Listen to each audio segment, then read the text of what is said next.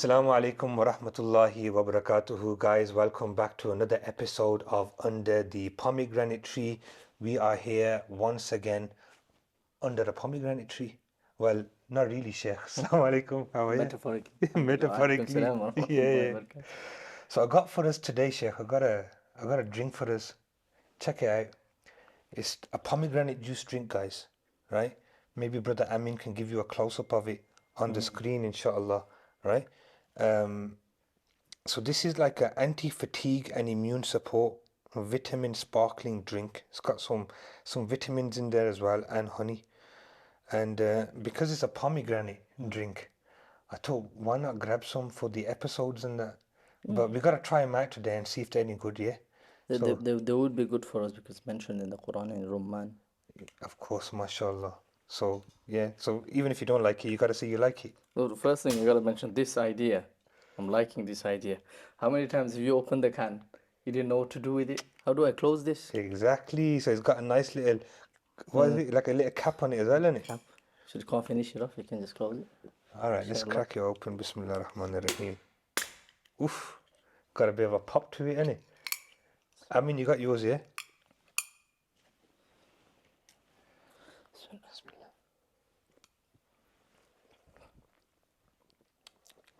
So I've tried it before. I like it. It needs a bit of, it needs to be chilled out a bit. I think it's got a bit warm because it was in my car, innit? I can taste honey. You can taste the honey. Is that all Yeah, same? it's got honey in it. Yeah. Yeah. So it's taste rich honey. with vitamins B1 and B12, and it's got honey in it. Can smell honey as well. I wish I could say that they're sponsoring us, but unfortunately they're not. I had to buy a crate of these. So guys, if you want one, come check us out, inshallah. Okay, so only £2 a can, inshallah. They're nice, It's mashallah. cheaper than the guy that I got it off, right? So if you wanna if you wanna go to him, he's gonna whack you, right? I'm selling them cheaper. That's a good idea, you know. I mean, we should ask people to sponsor us. Yeah, we should. Innit? So guys, if you own a business, if you got a good ethical business, yeah, don't come to us with no like betting company or this, that, and the other, you get me? But if you got a good ethical company, if you want to sponsor one of our episodes, we're more than happy. You know what I mean? We'll promote your product as well. And if it's food, alhamdulillah, even better. Anyway, you reckon? Yeah, of We can sit here and have a burger to start our episodes off and then talk about it a little bit. Yeah, why not? Nowadays, everybody's out there reviewing stuff. So go on, Sheikh. What's your first impressions of this Nice. drink? But I like honey. I like honey a lot. I have, I think, good 3, 4, 5 different jars of honey at home at the moment. Different jars. Different types of honey at home. So there's sidr honey, there's a different type of sidr honey, there's manuka honey, there's local honey, and there's another honey called Abu Adade from jungle honey. But tastes like, do you know what gourd is? Good. Gourd. Yeah. So it tastes like that. So I opened it and tasted it, I'm like, that tastes like gourd, but then this is some local jungle. Subhanallah. So I like honey a lot. So when I tasted honey, I'm like, okay, this is good. All right then. So shall we make this like a regular thing then? Yeah. Yeah, of We'll course, crack why not? open a can Why of not? pomegranate juice. I mean, what do you think of it? I thought it was good. I was just gonna add no good in English. It's called date molasses. Is it? Oh, date molasses. So we should. Yeah, we learn something new every day, yeah. I stick to gourd and I forget this date molasses. I had to find out just in case, and I don't want to buy it. And we don't know where our parents get this stuff from. No, I think this drink's really good. Good is that white bars in it. You know, in Bengalis we have different ones. There's grey ones. There's the proper dark ones. Yeah. So there's I've only something tried the white one, I think, or the grey one. greyish one. There's one with grey. Yeah. Because every time they come back from Pakistan, they bring good with them in it. They used to bring those things called niyyah. Okay. They're like these little, they're like pistachios, but they're like dark and thin, and you gotta snap them open and eat it. Yeah, yes, I know what you're talking about, but I don't know We what call they them call. niyyah. I don't know what they're called in English. Maybe Amin can find that one out as It well. looks you like get me? date seed, doesn't it? It looks like date seed, but you open them. Yeah. They look like date seeds, exactly. And they take forever to open, and you can whack them just like that. They finish very quick. Yeah, that's right. I know what you're talking about.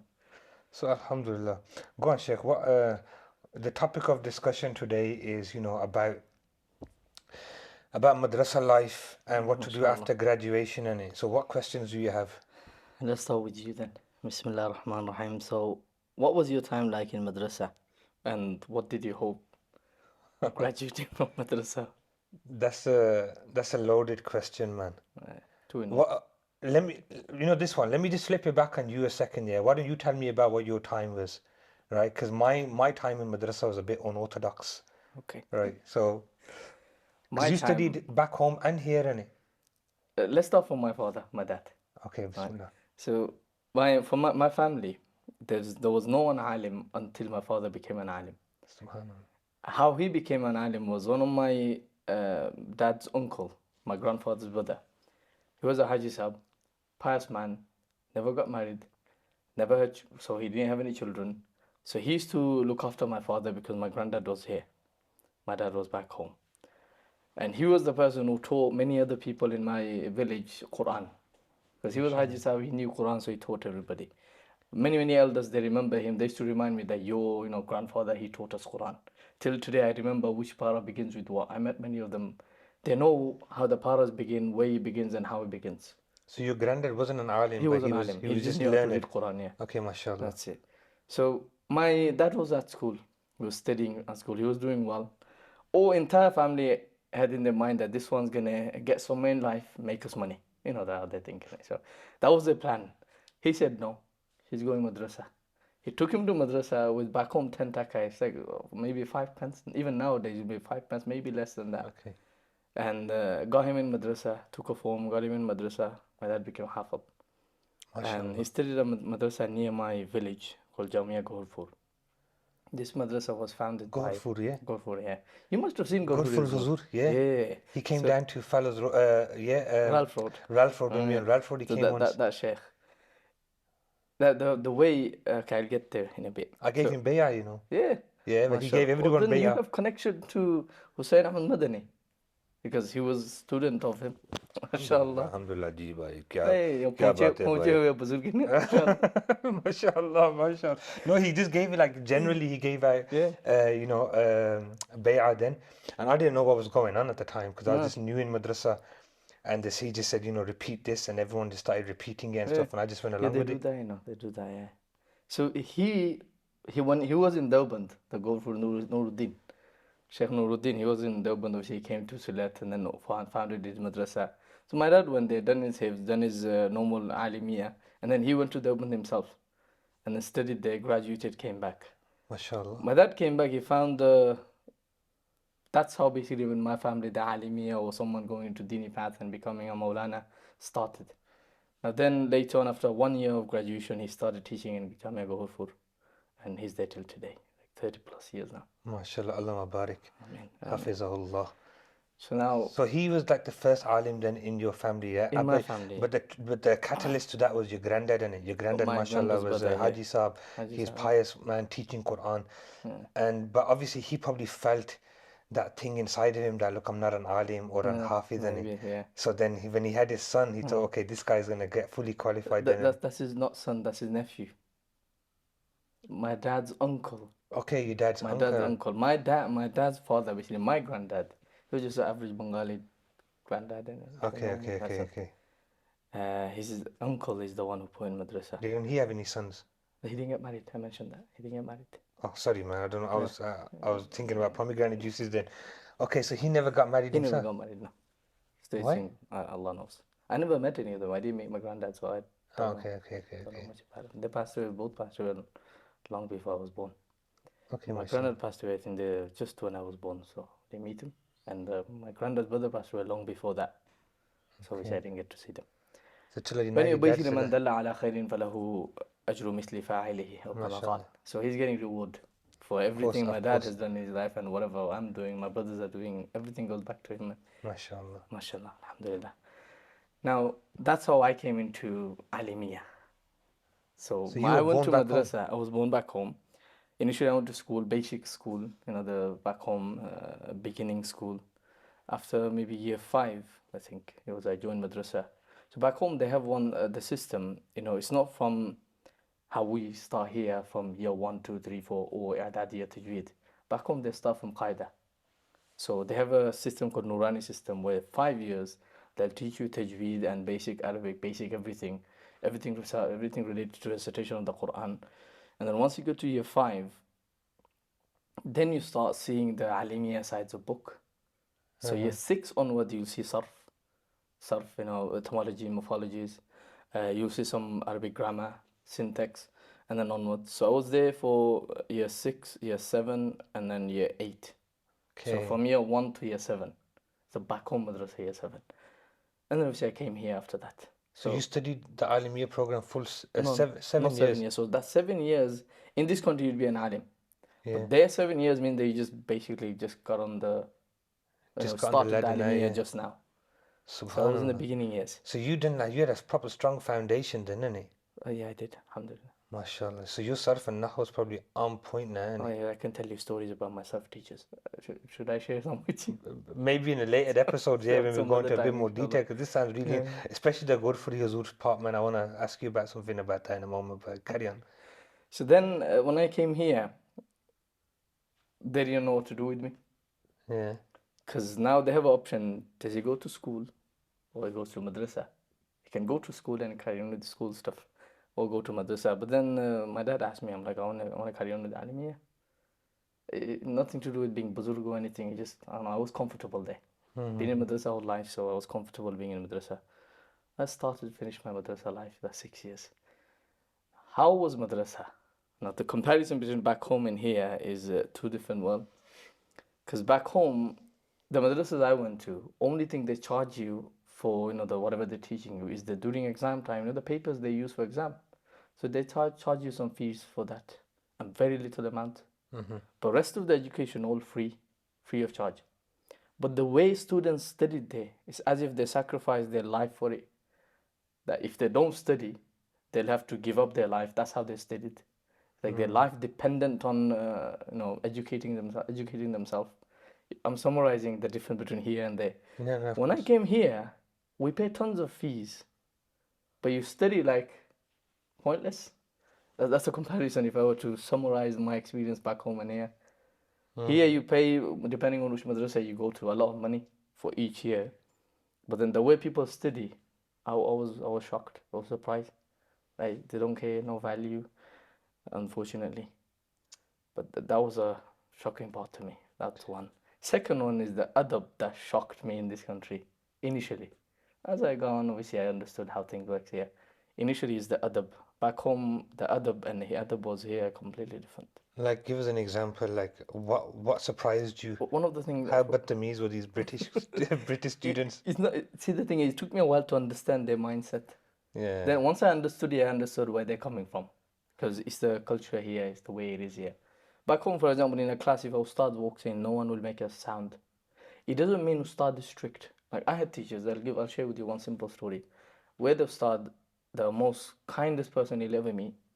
One day, he, as a joke, he actually hit a student, and he didn't hit it with the intention of harm. He just a little tap.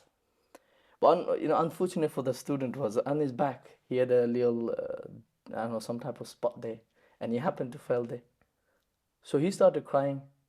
Ustad was devastated, the bichara, because he didn't want to harm him. He was just joking. Yeah, probably just tapping him and then. It is proper tap, just a small tap like that.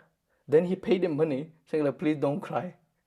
I didn't hit you to hurt you. But that same teacher, that kind, if he walks into class, everyone will be in tashahhud position. No one will make a sound. It's not because he's a scary giant, I don't know, he'll break your bones or something. The natural respect, the adabs that you were taught from young age, it stays with you. So as you go on, even you're older, and the classmates I'm talking about that age, they were much older than me. I was from a younger, like one of the younger ones. So older and in their late teens, but they will behave in front of a ustad like they're 5 years old. But the ustad is not scary, just a kind gentleman. They're sitting there, not shouting, nothing. But then I came here, and while seeing how they talk back to ustad and how they behave in front of ustad, initially it was a shock because What year did you come over? 2009. 2009, yeah. Okay. Yeah. And then it took me a while to get used to it. And slowly I understood why, because in school that's the environment they grew up in. So to them it's not a bad thing talking loud or sitting in a different position. It's not, the urf, every urf is not same. So when you came over in 2009, did you go straight into Jamia? Initially I was doing nothing. Then the year after, when they started, when the Madrasah opened after Ramadan, I think it was in September, October, I forgot what month it was, I joined. When I joined, I met Nazim Sahab. He tested me. He said to me, what did you study? I told him what I studied, and then he said the kitab's name. And then he said it'd be best if you start from year 1 because I'm supposed to join year 2, Thaniya. But he said start from year 1 because obviously you didn't learn Urdu. Yeah. I didn't learn Urdu back home, it was all Bangla. Yeah. So you need to learn Urdu because here everything is Urdu. So if you start in year 1, so it's funny story in year 1, when I used to translate something Arabic to Urdu, I used to translate in Bengali because I used to get so confused between Urdu and Bangla. But good thing was I had to start like Maulana Islam. Yeah, mashallah. Yeah. He was our teacher there, so I used to translate in Bengali and he was okay with it because he knew that he doesn't know Urdu. And he used to let me off. I used to initially, obviously, after that I had to learn Urdu. So it was good. Overall experience in Madrasah, I loved it. I'd love to go back to again and restart the whole process. Mashallah. The reason why I asked you what year that was in, because you said 2009 in it. Yeah. I started Jamia in 2002. Okay. And it wasn't how you say it was. Like the It changed urf by the back time. then, yeah, it would have switched, because we were like that. We were dead quiet when the Ustad walked in. We were sitting in the Tashahhud position when he walked in. Some Like teachers were because like back that. back in those days, they used to have the physical side to it as well. You know what I mean? Yeah. And maybe after Ofsted and all this sort of stuff come out, right? Maybe they try to like mellow it out a bit. They But did back a then, lot. bro, there was no holds barred. You get me? So if you messed about or if you were disrespectful, right, you're gonna get dealt with, and people did used to get dealt with. And Alhamdulillah, like I was never beard up to my teachers, but like I mentioned, it was totally different then. We had to sit, in tashahhud. We were there, and as soon as the Ustad walks in, the whole demeanor of the classroom changed. Like we were all like little shaitans, you get me? Well, not all of us, but a few of us, like, you know what I mean? We were all little shaitans, but as soon as the Ustad walked in, we would be like angels. Angels, yeah. You get me? No, see, the thing is that what you just mentioned, that was with some ustads. It was like that. Yeah. And I think you can guess who they were. They couldn't do anything. But then others, those were kind-hearted. And that's why I give the example of kind-hearted ustad back home. Yeah. Because it was not that I fear the ustad. It's just that I don't want to disrespect the ustad. Doesn't matter who it is. Yeah. The mindset. So that mindset, But don't you think that's like with most teachers, like if a student likes the teacher, they're not going to mess about with them in it. So these kind teachers, mashallah, that we had, like they generally get that respect because the student likes them. But I reckon later on what happened is the latter day students, they will take that kindness and that soft heartedness and they will probably take advantage of it in it. That's what I was going to mention. They take advantage of the soft-heartedness. That's true. Because my journey was a bit different, because I used to go state school over here. I don't want to give like too much away, you get me, because the brothers have been asking me to tell my story for a long time, and so we're going to dedicate like a proper episode to it. You get me, inshallah, in the future. But what happened was with me, I was in state school. To cut a long story short, I got kicked out of state school, right? Should I ask you about the story behind it? Maybe in the next episode, yeah. When I'm ready to talk about it, right? Right now, I haven't come like prepared because there's so much there that needs to get unpacked, and I've got to be like in the zone. You get me?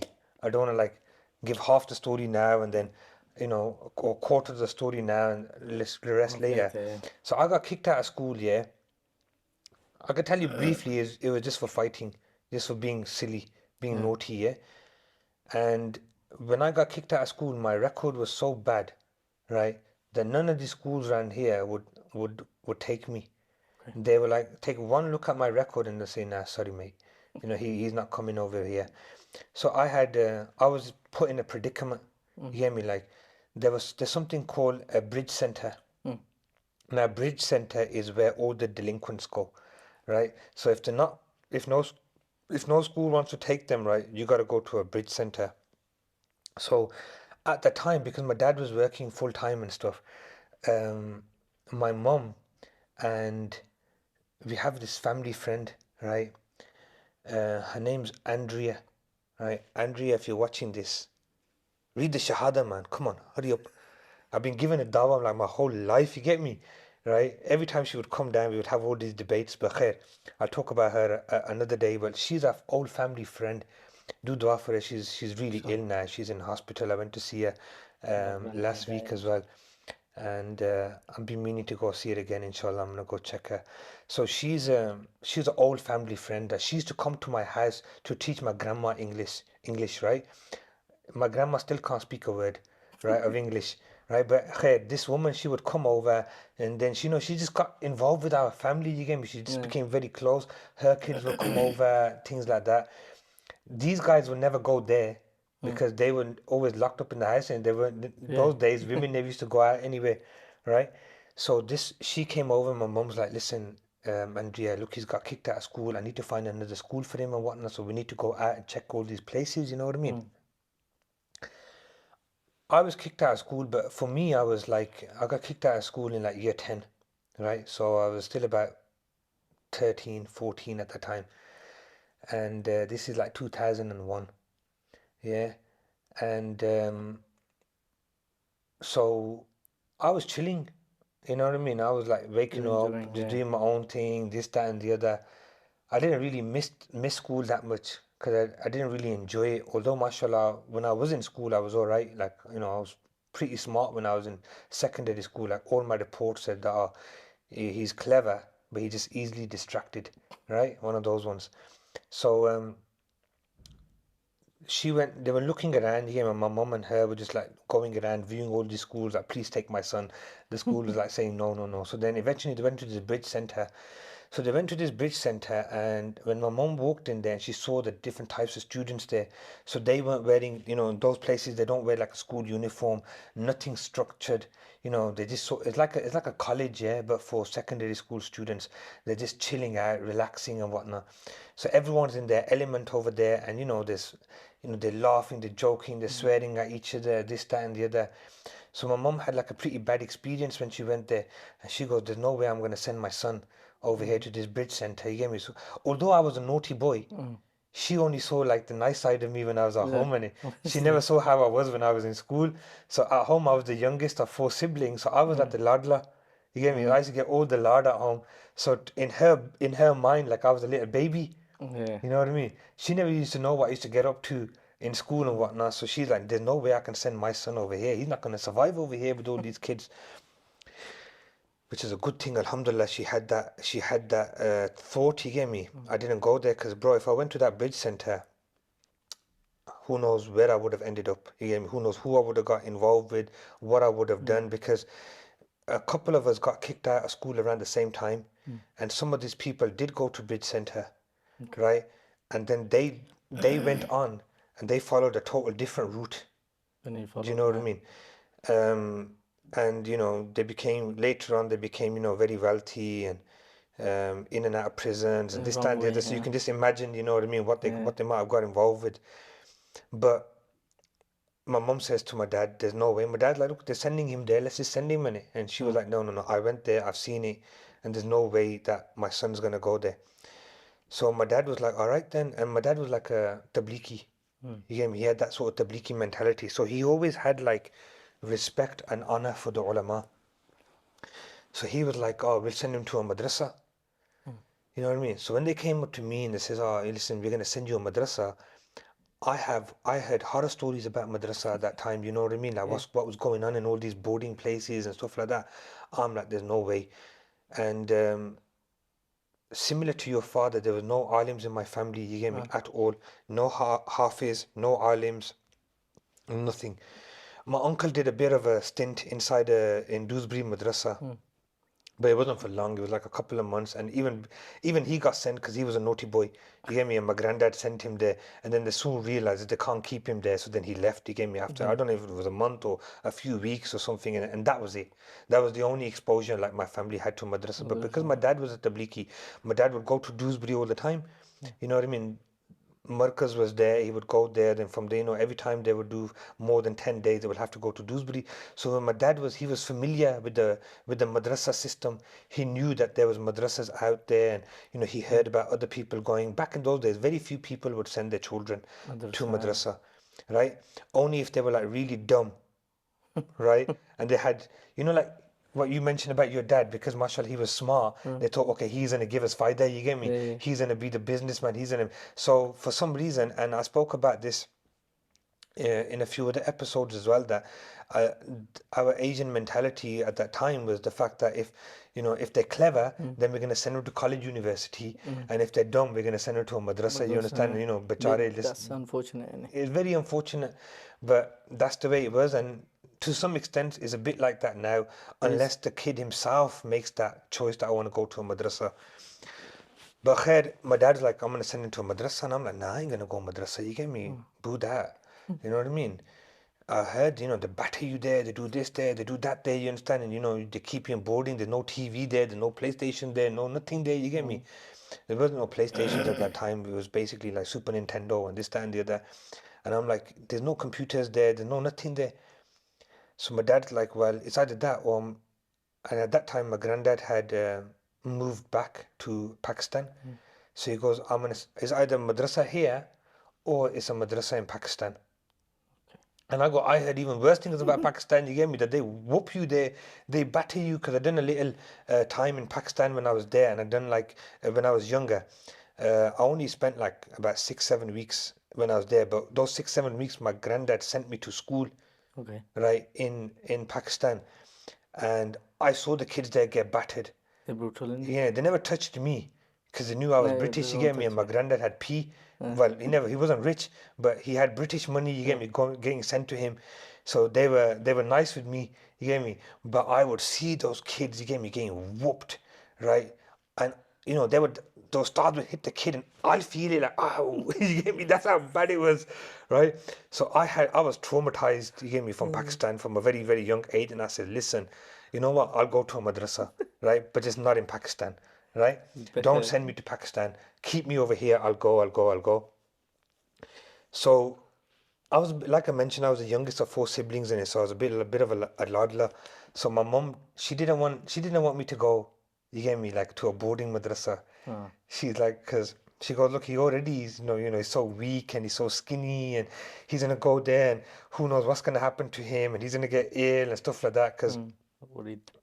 Because a couple of people, not related to me, but a few people had already started madrasa at the time and gone there, and we heard a few like horror stories from like Nottingham madrasa and Dewsbury madrasa. I mean, Nottingham got shut down at one point. Do you know what I mean? Because of like, I don't know what happened, but they got shut down for a few things. So there's a couple of horror stories flying around. So my mom was like, let's try and find like a part-time madrasa for him, like somewhere local, you get me, that he can do his school and he can learn a bit about his deen and stuff.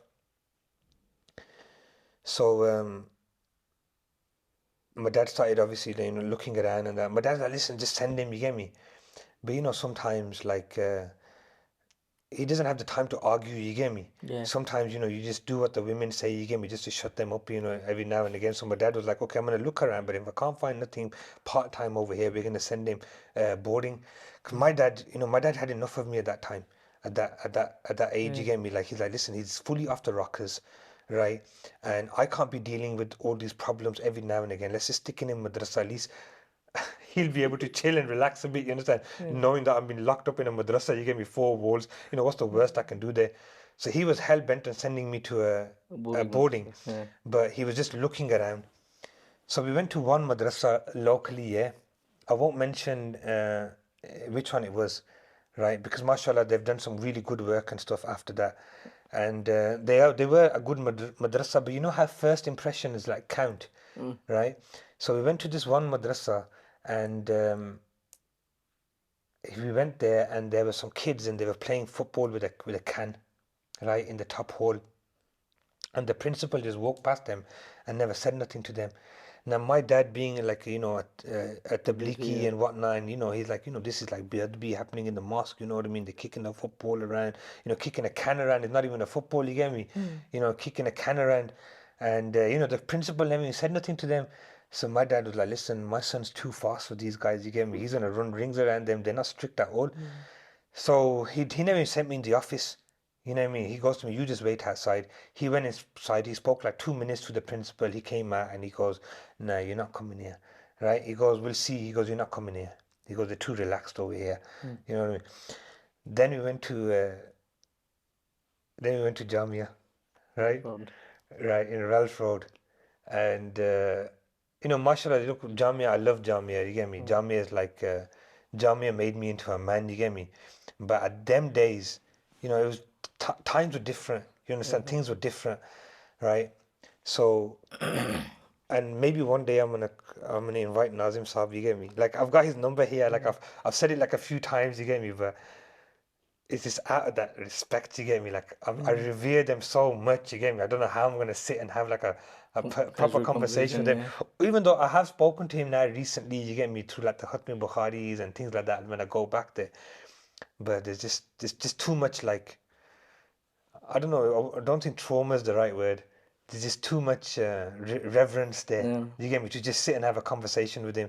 But people have said, you know, invite him. So inshallah, Nazim Sahib, if you're watching this, maybe you get a phone call one day, or just come in, inshallah.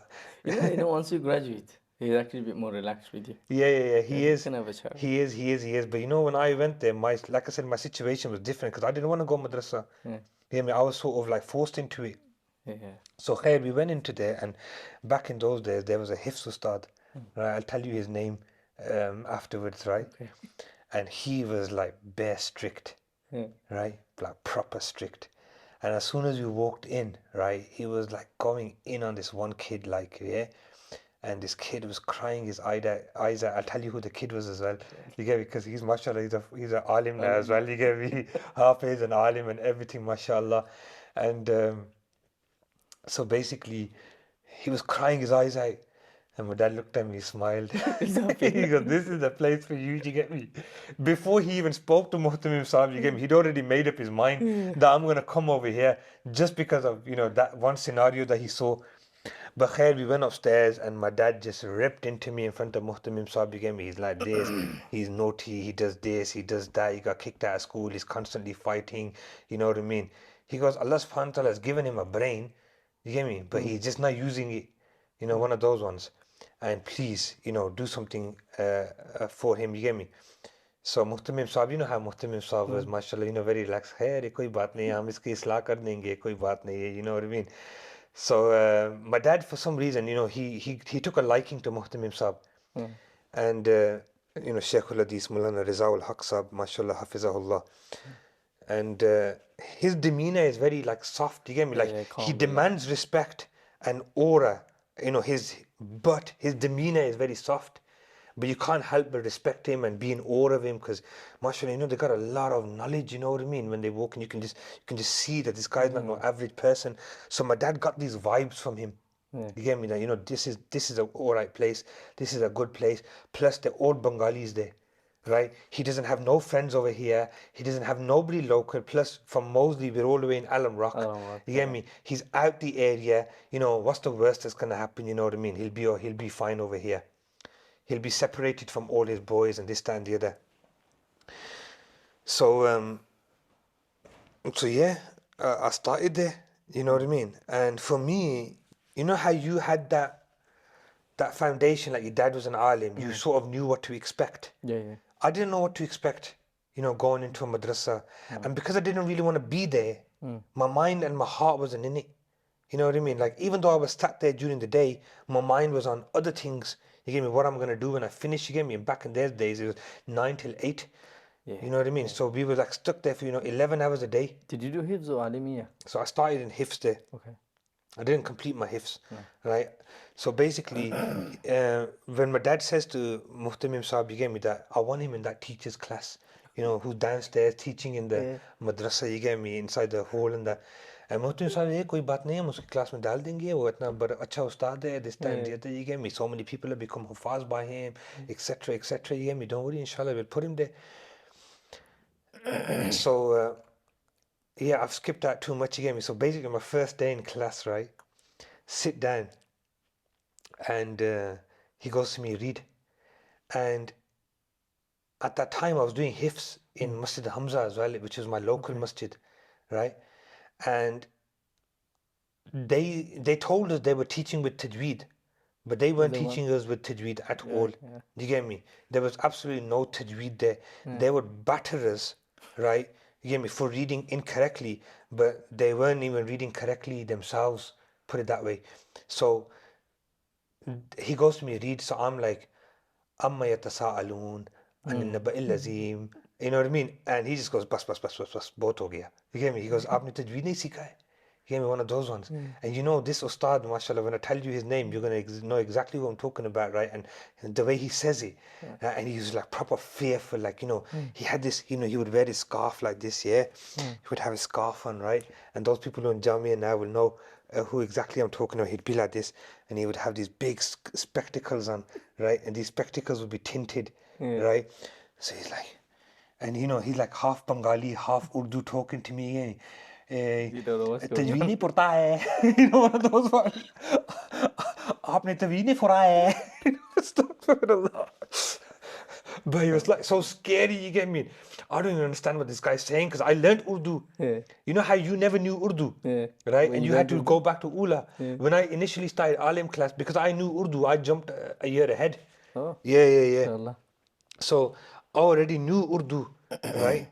And he was like looking at me like, you know, do you know like tajweed and that? And I'm like, you know, yeah, I know tajweed. And he's like, you know, what's kalkala then? I'm like, I don't know what kalkala is, but I know tajweed. I've been taught with tajweed. You get me? And he's like, no, this is not tajweed. You know what I mean? So he just opened back in the days in those Qurans, at the back of the Quran, they would have all the tajweed Yeah, rules, the you get South African ones, yeah. simplified rules of tajweed. And he goes, first you got to go and you got to learn these. Do you know what I mean?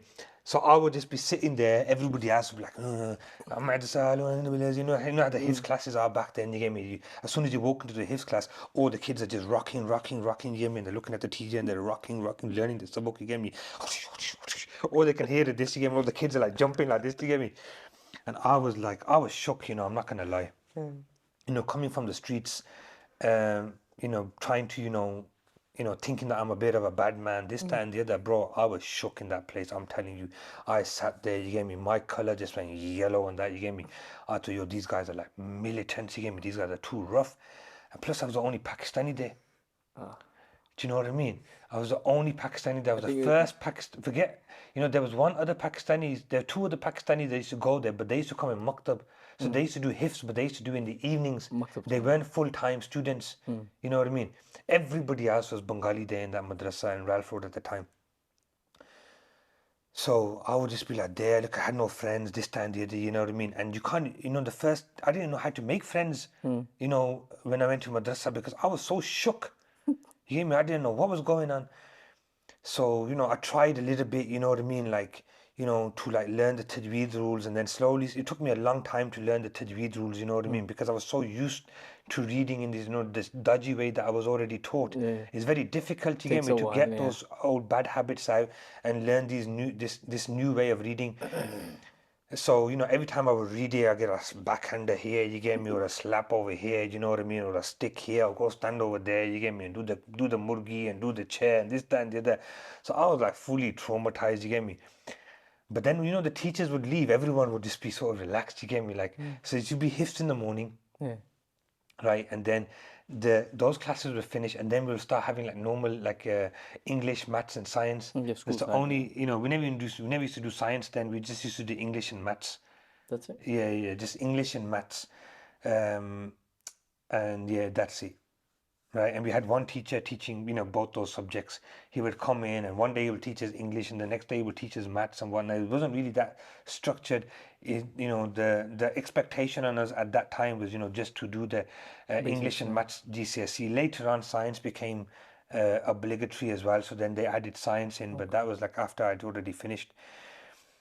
So this is like, you know, 2002 now, you know what I mean? Like times. And so, you know, I would just be counting that time, you know, when 12 o'clock and the hit you gave me. So The these, break time. yeah, so the, you know, break time would come in, just relax a bit.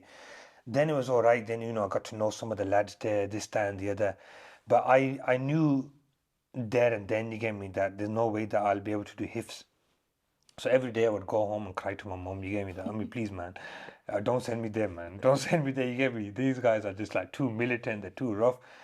And my mom was like, no, Putur, you get me, you gotta go on that. Don't worry. You know, right now you're finding it hard, but one day you're gonna be grateful for all this, that, and the other. So, you know, I started getting like proper issues, you know what I mean? Like she could tell, you get me, I was traumatized. And then she goes, you know, okay, if you don't want to do hifz, you get me, why don't you do the alim class? You get me? I said, yeah, anything, just get me out of this guy's class, you know what I mean? Just get me out of this guy's class. So then my dad went, spoke to the Muhtamim Saab, and then Muhtamim Saab, yeah, ठीक है, अगर हिफ्स नहीं कर सकता है तो इसको आलिम क्लास में डाल सकते हैं. No, what happened was, he said, I was pulling him out. My dad says, he's not surviving over here. You know what I mean? We're gonna pull him out, and we probably just send him to Pakistan. And Ustad gave the mashra, and he's like, listen, why don't you put him in alim class as well? You get me? That's a bit more relaxed. He's a clever boy. We know he's clever boy because he's doing well in his maths and English and whatnot, right? So he'll do good, and it's all in Urdu, whatnot, right? He goes, Hifz is a bit hardcore, you hear me, because they have to give sabki and then door and all this type of stuff, and the teacher has an expectation that they have to create hufaz, and the only way they're going to get these kids to learn is by being strict on them. With alim class, it's a lot more just talking, understanding, less memorizing, you know what I mean. Little did I know I'm have to do all these gardans, you give me fa'ala, fa'ala, fa'alu, fa'alat, have to learn all this stuff, but even that was a lot easier than doing the hifz. So yeah, that's probably one of my biggest regrets, man, like not completing my hifz. I had the perfect opportunity. I just had to be a bit more thick-skinned at the time. But as I mentioned, like, I didn't want to be there. I was sort of forced into it. You know what I mean? If it was up to me, I'd just be back in school or Bridge Center or doing, where my friends were and whatnot. You know what I mean? So this is why, like, nowadays when I talk to students, I ask them, I said, be real with me. Do you want to be here? Because sometimes they don't really want to be here. They don't. You know what I mean? So if they be honest with me and say, listen, I don't want to be here, then I can tell them about my experience. You understand? And I can tell them, you get me, like, you may not appreciate what you're going through now, but one day, inshallah, you definitely will. And I give them my story. You know what I mean? And I tell them, I say, listen, how you feel now, believe me, you hear me, times right now is chilled out, fam. As you mentioned, nowadays it's relaxed. Nowadays it's fully relaxed. You should have been there, back in the early 2000s when I was going through it. You know what I mean? It was a whole different ball game then. When the sticks were out, you get me, when the benches were getting thrown and that type of stuff. I said, right now, my bro, it's fully chilled out. You get me? Yeah. And if they're still finding it tough, right? So they just need a little bit of a targheeb, you know what I mean? But at the same time, like, I'd rather speak to the parents, and tell them straight up. So listen, your son doesn't want to be here. Once you do a bit of intervention with them, because you don't want to just create a hafiz and an alim, and then you force them to become a hafiz, and then they forget everything. Yeah. Once they get out, they're gone. They're gone. Yeah. So I think I'll leave my story there because I've been talking for quite a bit, you know what I mean? That was just like my introduction to Madrasah, and just my first few days there, you get me, in my first few months, and I left his, I started the alim class. Alhamdulillah, I did find alim class a bit easier, but at the same time, like I said, the first few years I didn't want to be there. Yeah. It was only since, I'll explain more inshallah in maybe this other episode, but it's only since, after I went to prison. Because I went to prison as well whilst I was inside Madrasah, and it was only then when I went to prison did I really get the qadr of my knowledge. You know what I mean? Because then you're stuck in an environment where people are actually craving this knowledge. Yeah. Every day people are becoming Muslim inside the prisons, and when you're inside a prison, my brother, you just got your four walls and you're Allah to talk to, any. Yeah, nobody else. Yeah. And people want to know who Allah is then. People want to talk to Allah because there's nobody there, you get me, to look after them. They got no friends there. Everybody's out for them. It's a nafsi environment, you get me. It's a very ruthless environment. Now, even nowadays, prisons have got chilled out, you know what I mean? But back then, it was quite rough. So people wanted to know about their deen. And I had this ounce of knowledge, you get me, that I gained in my first few years of Madrasah. So whatever knowledge I had, I began sharing it with these people. And it was only then I realized that what it was that I was learning. It was only then that I realized that, the value of this knowledge. Appreciating it. And, and the fact that I knew who Allah was. I knew the story of Yusuf alayhi salam. You know what I mean? I knew what tawakkul is. I knew how to do zikr. And I learned all of this inside Madrasah. And it was these sort of tools that helped me, in those days. So then I got the qadr of it. So your Madrasah, mashallah, was more like, you know, the more traditional way of doing things, like, you know, your family was an alim, they sent you in. I'm not saying it was easy, Yeah. but you were prepared. No, For me, I was thrown in there, Hmm. you know what I mean? And I had to just find my own way and come to terms with it. And even then, because of my mentality, my backwards mentality, you get me? Because, you know, we used to go there, we used to finish at 8 o'clock. I used to come back and then boom, I was back out on the streets again, and so it never really had that much of an asr on me until, you know, until after Later on. prison life. It's the thing is, you know, like for me, for my case, it was I was given role model was my own father, my dad, Yeah, yeah. and my granddad. My granddad means my mom's dad. He was a muhaddis as well. So I had that in my mind. These are my role model. I want to be like them. That was like a kind of drive for me for my entire academia. And thought, Yeah, man. SubhanAllah. Oh, what other you need the questions you role got? model, and yeah, I got a lot more. Like Because obviously whole we lot wanted of to talk about PDF. what's going to Yeah. happen after madrasa, so let's touch on that a little bit. I think I said I wasn't going to talk too much, and I just started rambling on, man. What do you think the most graduates in Hafad they do after madrasa, after graduating? You might have connection with many, and you would know what they get up to. Yeah, well, this is it, innit? Yeah. This is the crux of it, innit? I might as well add something else to it, you know. That why do many graduate they find it like difficult after graduating to stay involved in Deen and Yeah, Islamic because studies? if, like me, they didn't appreciate the madrasa, Yeah. they didn't value what it was that they were learning at that time, for them and if they were forced to go to madrasa, Yeah. for them is like being released out of a prison, innit? Yeah, it's like that, you know, for some people. It's exactly like that. You know what I mean? It's like, you know, I remember, bro, even in the last few years, man was like counting down the days. I can't wait till I finish, man. You know, they used to have, you know, the namaz timetables, and they were scratching them off, saying, okay, Each now, day. can't wait, this many months left, you get me? And they were just, you know, like marking off the days, you know, till freedom. Prison Yeah, sentence. you know, that's it. So when are we going to get released from here? So you have those types of students who don't appreciate what it was that they were learning. And for them, you know, it's as simple as it. They're going to get lost in it. You know, and it's unfortunate that, you know, they run away, they run out of madrasa, you get me, the doors open and that's it, they're gone and they don't look back. No, back then on. You know what I mean? They're not looking back. They don't stay in the suhbat of their ustads. They don't come back. That's one. See, this is a double-edged sword over here. Yeah. Because one is the student doesn't look back. Yeah. And the other thing is sometimes the madrasa doesn't follow up either. You know what I mean? So I think we need to talk about this as well, Sheikh. Like, yeah, okay, the student needs to look back and the student needs to keep in suhbah with his ustads. But the right type of, number one, the right type of guidance needs to be there for the student that, you know, as they're leaving, right? But when the student leaves, you know, the teachers need to have this level of wisdom to say, okay, now shaitan's on their case now, you understand? You know, shaitan's going to be double on them because of the knowledge that they possess. They now could potentially go out there and do so much good. Yeah. So shaitan wants to grip them as soon as they come out in it. They come on, yeah. So somebody gave me an example. You gave me, they go, you know, like in America, when people, not even in America, here, even in the UK, you know, when people graduate from like top class universities like Oxford or, you know, wherever the universities, top universities that they are at there, you know, as they're graduating, you know, employers come and employers interview these graduates, right? And they say to them, okay, you know, maybe you'll be a good fit for us, this, that, and the other, because they want to snap up all the Good clever, ones, yeah. all the good ones, you know what I mean? And, you know, they're offering them jobs as soon as they're coming out of graduation. It's like that it's not like that for an alim and a hafiz. You don't have masjids lining up and saying, oh, we want him, we want him, we want him. You know, you don't have Islamic institutions coming and saying, okay, who's your top graduates? We want to take them.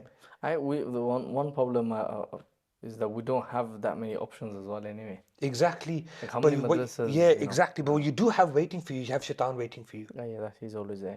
You know what I mean? He's like, okay, guys, he has all his, you know, his crew there, and he's saying, okay, you pick off this alim, you grab this hafiz, you grab this alim, you know what I mean? Okay, this guy's, you know, this guy's, you know, studied well, you know what I mean? You know, send a few to him, you know what I mean? So as soon as they're coming out, you know, shaitan's there, he's ready, you know what I mean? So, you know, and they're, you know, they're like lambs who's a slaughter. Yeah. And especially if they don't keep in that suhbat, because there's one thing is the knowledge that a person is leaving with. I believe that, I think, mashallah, now, seeing how, Mufti Saab is with the students over here. Now some madrasas are working on the spiritual side. But back when I was studying, there was hardly any focus on the spirituality. That actually depends on madrasa, I think. So madaris already in Bury, I spoke to a Mufti graduate from there. Some other Bury friends I have, they said they have like a thing where make them they do bay'ah to Hazrat, Yeah. right? So they automatically have a connection after graduation, so Yeah, they can yeah, go yeah. visit and have a chat with.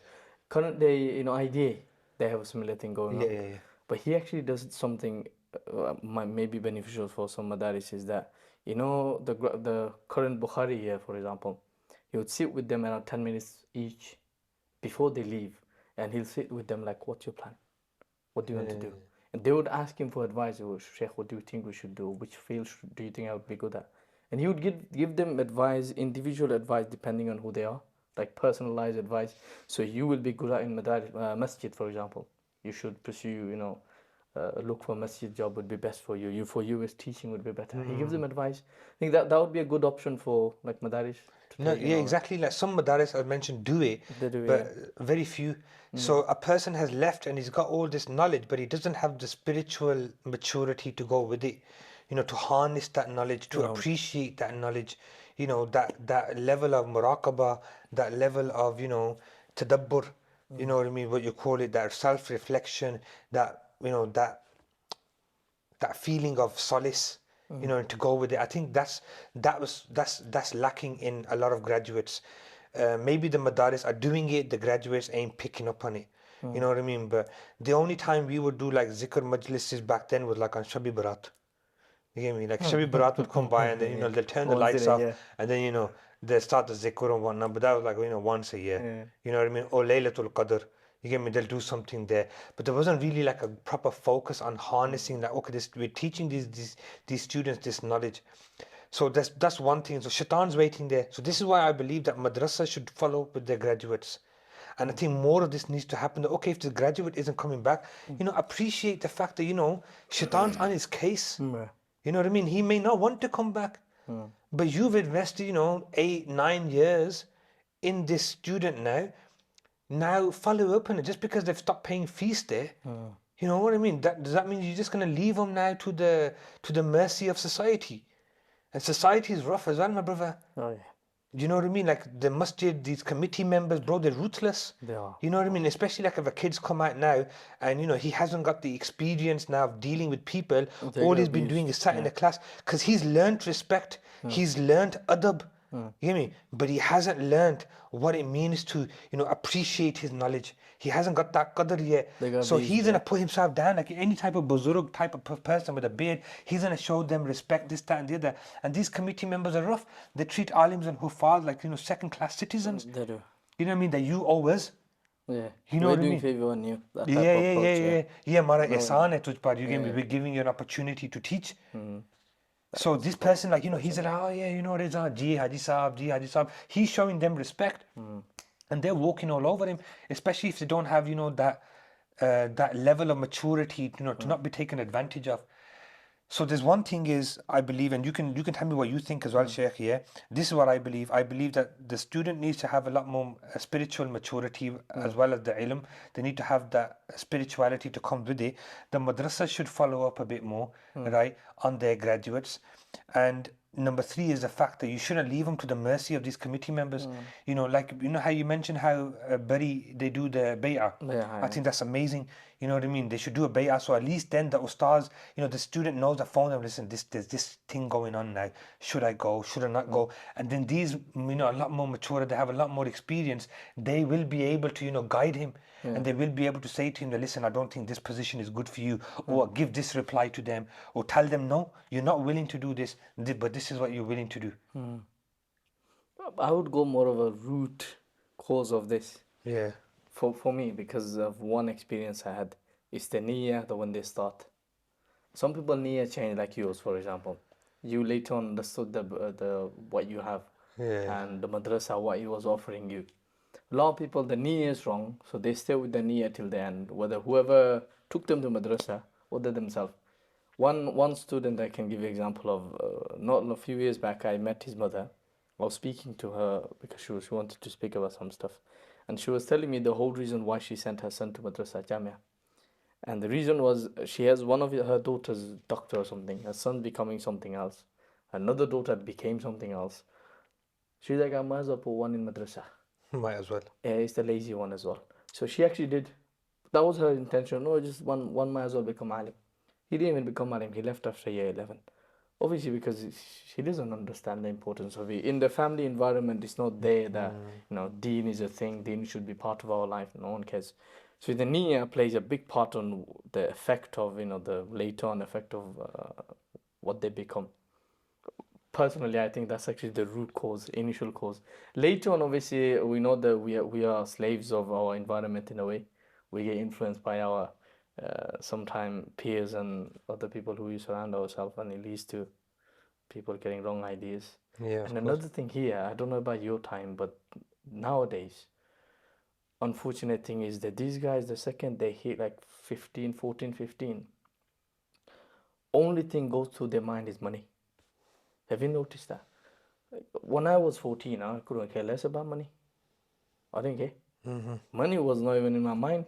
I'm in Madrasah, I'm teaching, I'm studying, and that's it. That was enough. But the money, that drives them. So they will sacrifice, for example, classes because they want to earn a bit of extra, money on the side. Yeah, because they're seeing the Sheikh, they're seeing their friends, wearing the top-notch trainers, the best I was clothes, gonna this, get that, there. and the other. Peer You know what I pressure, mean? The peer pressure. they wanna They get want to along. keep up with everybody else. That would all change though. One of the points you made is the spirituality was there. They understood the importance of this knowledge, innit? Yeah. But for that, they initially, instead of like first, let's just say 2 years, instead of teaching them Deen, if you just teach them the importance of, someone actually mentioned that to me once. The first year or two in Alimiya should not be self and nah. Yeah. Give them Tarbiyyah. Tarbiyyah in the sense that like importance of knowledge. Why you become Alim? Why do you want to even do this course? What's the purpose of it? What do you want? What's your end goal? What do you want to do with this course? At the end, when you get Alimiya certificate, or do you have your certificate? Some of us don't get certificate. We don't even have certificate, but we are known as the Maulana. Now, what are you gonna do with that title? One of my classmates was saying, I was thrown into the world with the title Maulana, but I have no idea what's going on.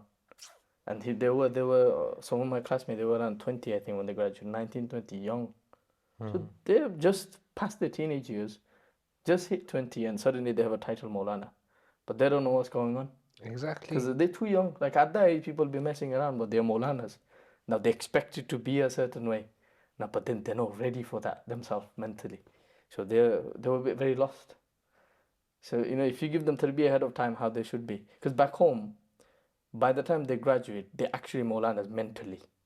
But they're ready to be a Maulana or act like a Maulana, behave like a Yeah, Maulana. especially, bro, if you've done 6 years of just sarf and nahwa, you get me, and then you've gone through that regime. You're a grown man, you get me, you're fully matured. By the time you finish, but you're right, it's a very valid point that you're making. A lot of these guys, they're coming out of here, they got the title of an alim, but they don't have the level of maturity to go with it either. And how many madaris, even ask them, sit down and say, okay, what are you going to do afterwards? No, they don't. Give me, what's your plan afterwards? Now, I asked some of our graduates, now you understand, the ones who are going to graduate this year, says, okay, dude, think about it and what you're going to do. And mashallah, because Mufti Saab is obviously pushing them as well. They're all thinking, you get me, and mashallah, a lot of them have a plan, you get me, to either further their studies or, continue, with either the iftar course or carry on going. Some of them, mashallah, even mature enough to realize that they're not mature. They're not mature. Yeah, they have that level of maturity to understand that they're still not ready to go into the world. You get me? So they're gonna stick it out here. Just a few more years to get ready. Some of them, mashallah, have got a couple of things lined up. They know what they're going to be teaching. They know what they're going to be doing.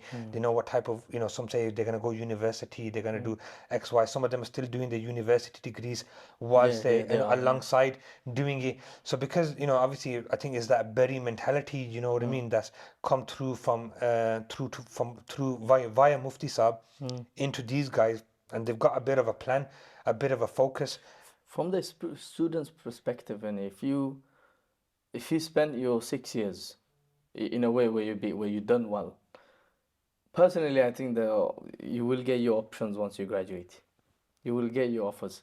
But problem is, a lot of time they're not mature enough to even get themselves mentally ready to get the offer, if that makes sense. For example, they spend years wasting time, and then that's the next thing they know, they're in Bukhari and they're graduating. But by then, everybody's like understanding of them. They, oh, he's not ready to be an imam, or he's not ready to be a teacher, he's not ready to be this.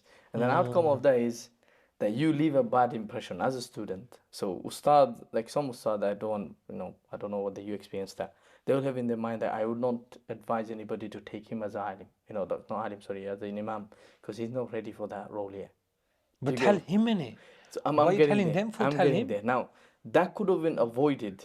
That problem could have been avoided if in the beginning years the complete tarbiyyah was done. Why they are there? Yeah. Then at least mentally they would have, from then on, they would have been thinking, okay, I should take this seriously. I should study well, or I should at least get myself ready for the outside world once I graduate.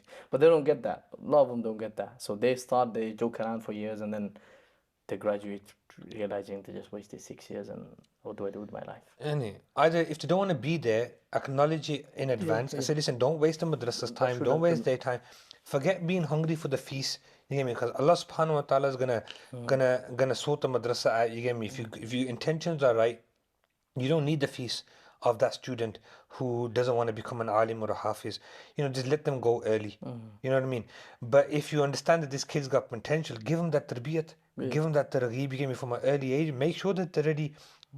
Bro, that's sad, man. How is it that a guy studying, in your madrasa for 8 years, and then you're going out and telling other people don't hire him? The reason, they love these students, what you mentioned just now. They come to madrasa, they don't want to be there, they don't want to learn. I actually said that to some, that you don't need to be in madrasa. To enter Jannah, you don't need to be a Maulana. You just need to be a good Muslim.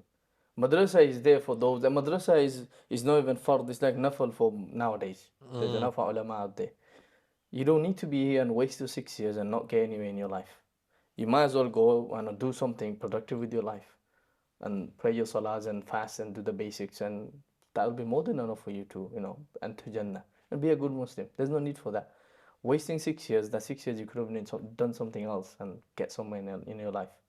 But then, saying that, the student perspective would be, I have my parents there on my case, or sometimes the madrasa maybe. So some of them, they don't want to leave. Why? Because my parents will be on my case. They don't want me to leave because they have hopes and dreams and stuff, us becoming Maulanas and this, that, and then. That's another problem. Sometimes some of the students, they have the problem with. This, like I said, this is two-sided as well. Like, as you were talking, I was just thinking, and I made the comment myself. You understand that if the kid doesn't want to be there, let him leave. But had my parents let me leave, I know. and had my ustad let me go, then who knows where I would be now. That's what principal says. It was only because I was forced, you know what I mean, to do it, that alhamdulillah, maybe later on in life, I got that qadr. You know what I mean? That's where the thing There's is. a bit of a That's what I said in the catch-22. beginning, that you got the qadr. A lot of them don't get that. Because they don't get there that, okay, why I studied. But the point I'm making is because I didn't want to be there for the first few years. Imagine they just gave up on me and said, you know what, don't worry, you don't need to go. I wouldn't have had the opportunity to later turn around. So it's a bit of a tricky one. Muhtim Sahab, he says the same thing about students. Why should I kick them out? Why should I remove them? What if they go astray for 5:30? If I leave them from here, at least if they're here, I know they're in a good place, good environment, not doing anything illegal or haram. Yeah. Within a good They may not environment. appreciate it today, but they'll appreciate it Later tomorrow. on, yeah. At least they'll pray or something. Like, that's the approach he has. But problem with that is they don't produce a good alim. That's the only problem. Would love them. But then, sometimes you gotta see which option you want to take. Yeah. So you also mentioned, like, there's very few opportunities in it. There's very limited opportunities. Alhamdulillah, now the opportunities are opening up, because now they've got the option of going into university.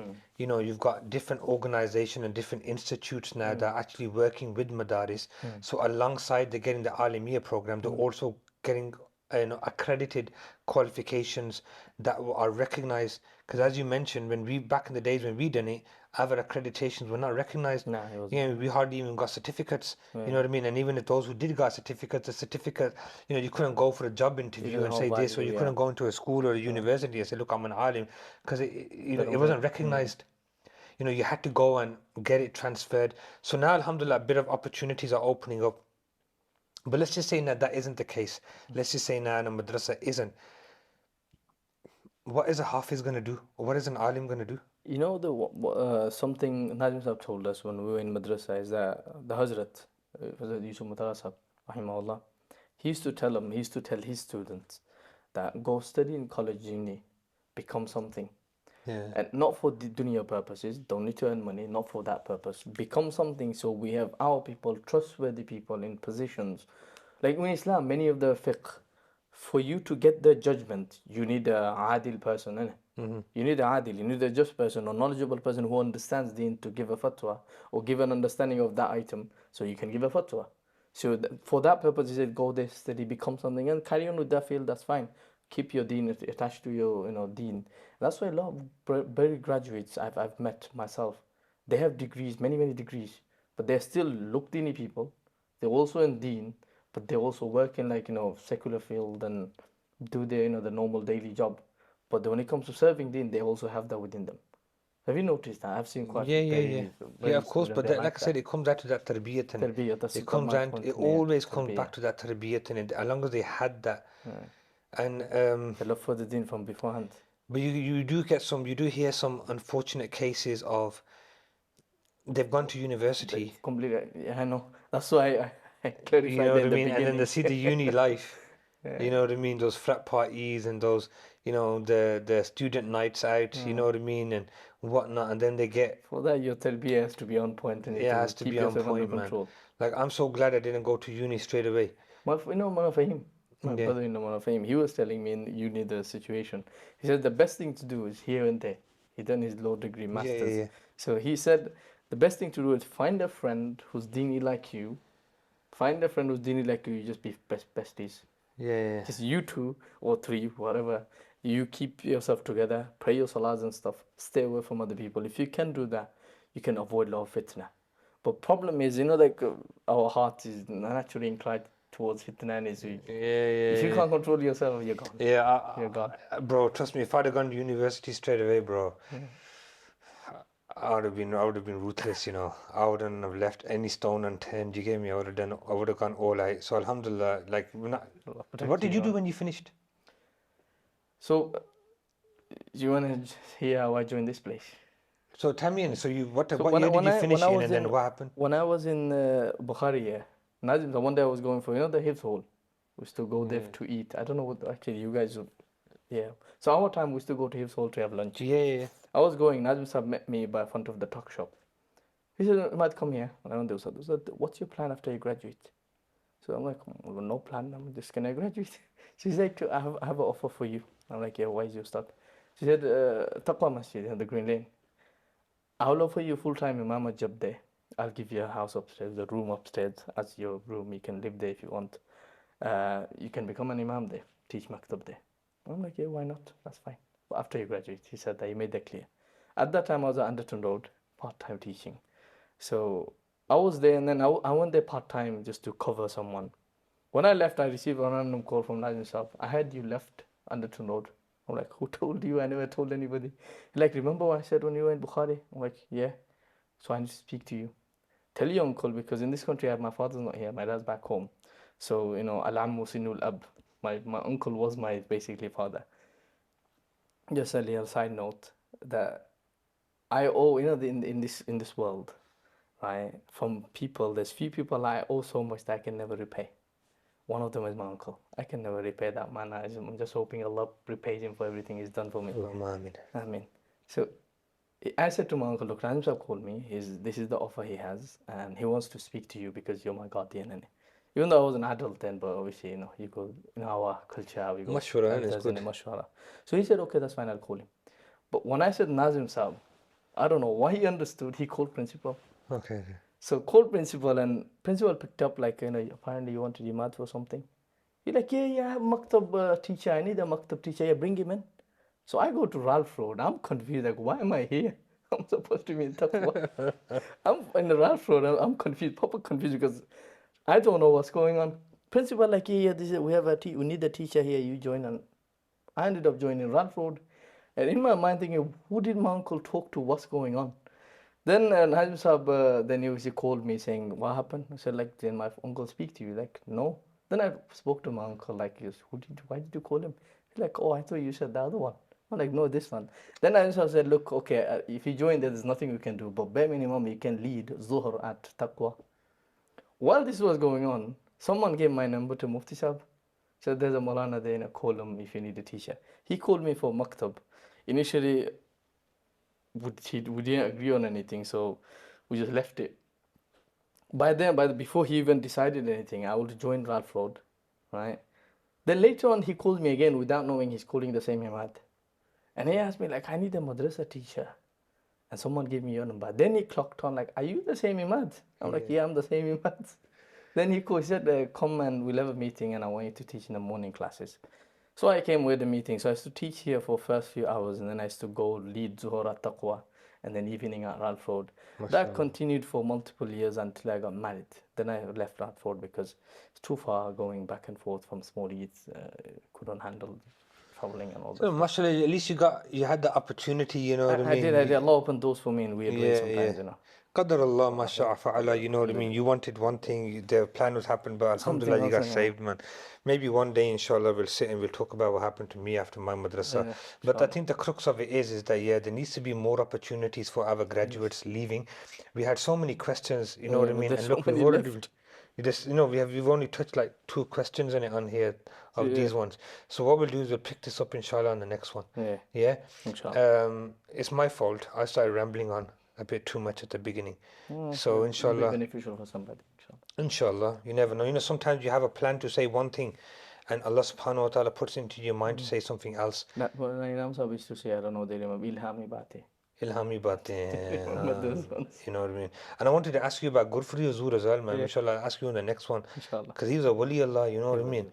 I had a story, right, that he was reading Asr in Bangladesh and Makkah at the same time. So there's a few things we want to pick up on that one, inshallah. Just big Mufti Sahib about this. The names about this. Yeah. You know, when he was talking the other day, I was thinking about Gurfuri Huzur. I was thinking, shall I say something? And I'm like, nah, forget it, man. He's just gonna shut me down. Who was in that field, by the way? The Gurfuri Sahib, the proper Ruqya and stuff. I've seen him proper actual mad people who this staff used to carry a stick. You'd hit them and they're fine. Chalo, what we'll do is, mashallah, alhamdulillah, jazakumullah khair, guys, for watching. I also want to extend my gratitude to the whole team, mashallah, who's behind us.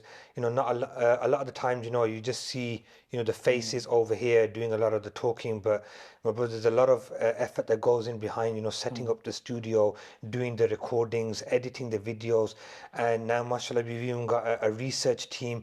They don't want to be named because, mashallah, they're murabbi, pious people, mashallah. But now we've even got a research team who comes in and does a lot of the prep for us because Sheikh Saab and myself, we're teaching, we're quite busy. So alhamdulillah, behind the scenes, there's quite a few brothers now who are working with us. I just want to extend my gratitude for them. Please remember them in your du'as as well. Remember us in your du'as as well. And guys, on this episode, I was going to mention it at the beginning, but I forgot. I started talking about these pomegranate juices, but we're going to be putting our donation link in the description after this one. In order for us to continue bringing you this type of content, in order for Darul Ilm to continue the work that it's doing, we do need your support. Every penny counts, inshallah. Please jump into the description now. Make a quick donation, inshallah. You never know what's going to be accepted in the court of Allah subhanahu wa ta'ala. Sheikh, any final words? What I said before, man dalla ala khairin falahu ajru misli fa'ilihi. Anyone who does anything good and guides anyone towards good, they'll get the reward. So if me and you share something and someone out there gets guided and someone from there donated like £1 for this, they'll get reward without uttering a single word. Zarur. There you go, guys. So if you want to be a part of this, inshallah, there's many ways that you can contribute. The easiest way is by donating money. If you want to see how else you can get involved in the cause, please hit us up, inshallah. We'll put all of our contact details in the description today. We weren't able to complete the full episode, inshallah. We're going to pick this conversation up about the opportunities for graduates. We did have another alim that was booked in or another mufti that was booked in from another institute to talk about this type of stuff. Inshallah, hopefully we can get him on very soon. He wasn't able to come in because of a bereavement. May Allah subhanahu wa ta'ala show mercy on the bereaved. May Allah subhanahu wa ta'ala bless him as well, inshallah. Guys, jazakumullah khair for watching. Barakallah fikum. Assalamu alaikum wa rahmatullahi wa barakatuh.